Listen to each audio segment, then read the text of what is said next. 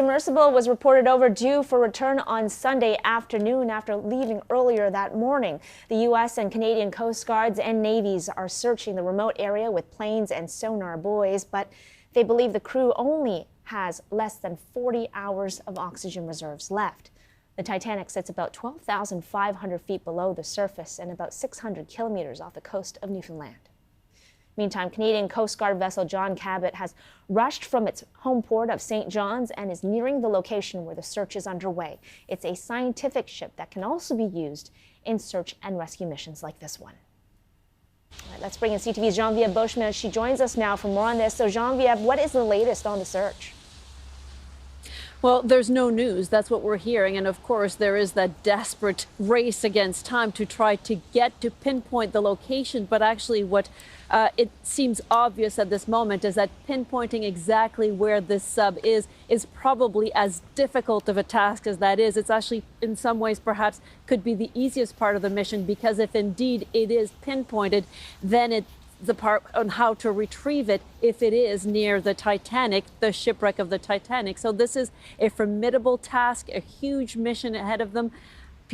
Rescuers are talking about the fact that they're not giving up hope, that they're continuing to scour the area. And you've talked about the number of vessels and the Coast Guard vessels and the people involved in this massive search. And it is ongoing, but so far, no word, not a sound, no sighting of the vessel at all. And tell us more about what we're learning about who is actually on board. Well, the 5 people on board, and that's something that we've been saying from the very beginning. And we do know that one of the people on board is a man who's been nicknamed Mr. Titanic.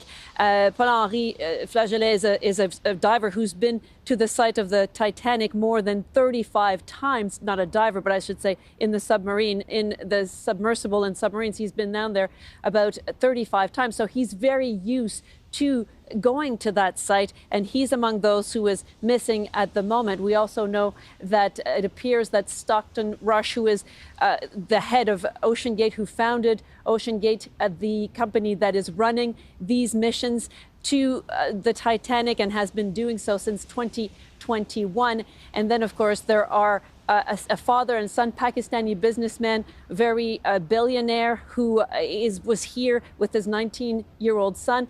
And there's also, of course, and we've been talking about this for a couple of days, and Hamish Harding, who is really just among those who is a billionaire. He's an adventurer. He has been in missions, so many missions in so many spots, especially also in space and around here. So he's used to being an explorer, and he is among those who are still missing.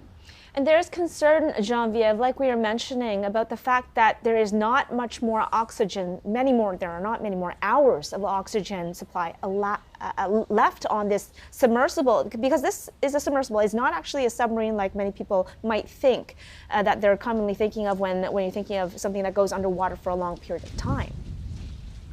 Absolutely not. It's a submersible, so really it has a very limited supply of breathable air on board. And we've been talking about the fact that the clock started about 96 hours of breathable air when it started this mission. And so according to that schedule and according to what rescuers are looking at, they believe actually that there's less than 40 hours on board.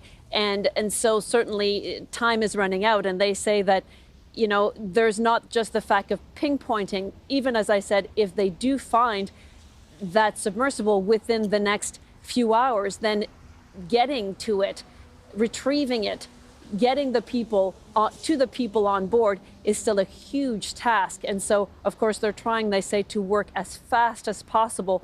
And so that's why there's that desperate search underway. Okay, CTV's Genevieve Beauchemin reporting for us. Thanks so much.